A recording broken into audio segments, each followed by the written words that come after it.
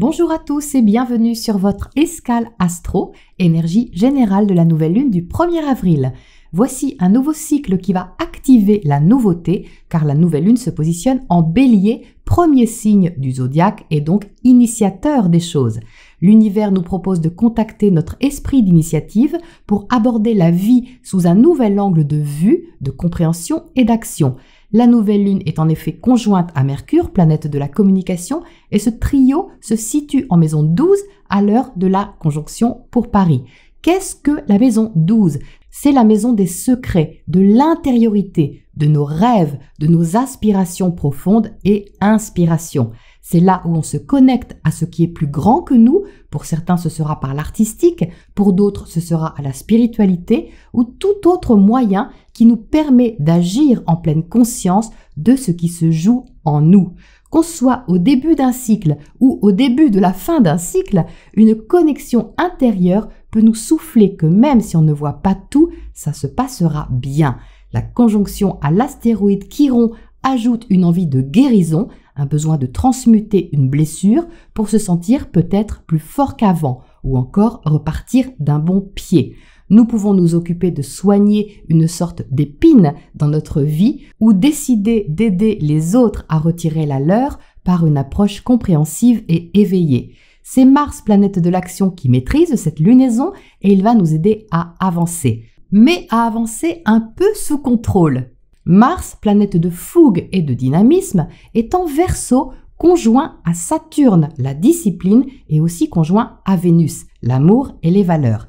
Il y a également Junon, astéroïde du partenaire légal et du respect des droits, qui est de la partie, ce qui peut confirmer un certain sérieux dans notre engagement ou désengagement. Saturne représente la droiture et tout ce petit monde en maison 11 nous invite à structurer notre liberté, que ce soit à travers une relation nouvelle ou un projet nouveau. Il est donc peu probable que nous fassions cavalier seuls sur cette lunaison, même si nous sommes seuls dans la vie. Car en maison 11, il y a les autres, un groupe, un ami, un groupe d'amis ou encore un projet en commun qui pourrait paraître instable si Saturne ne cadrait pas le tout.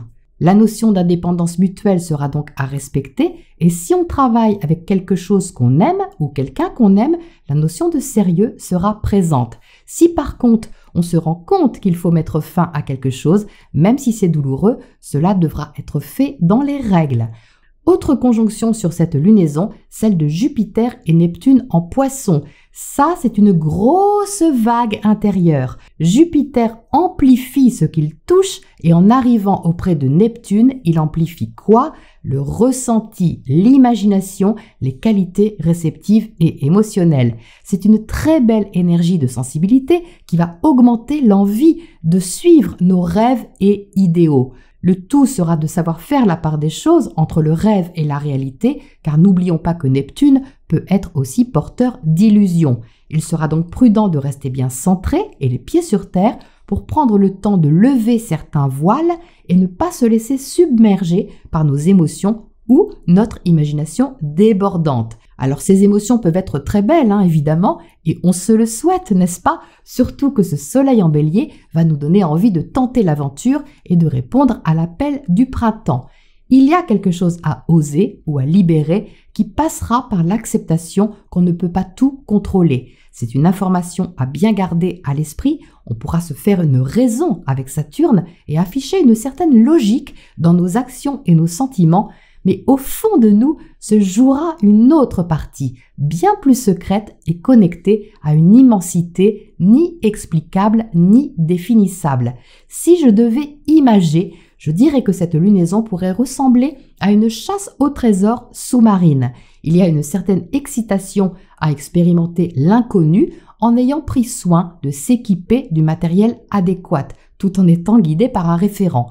Mais mis à part ces préparatifs savamment étudiés pour peut-être réaliser un rêve et pourquoi pas dépasser notre peur de l'eau, personne ne pourra nous garantir que nous trouverons le fameux trésor que nous sommes venus chercher.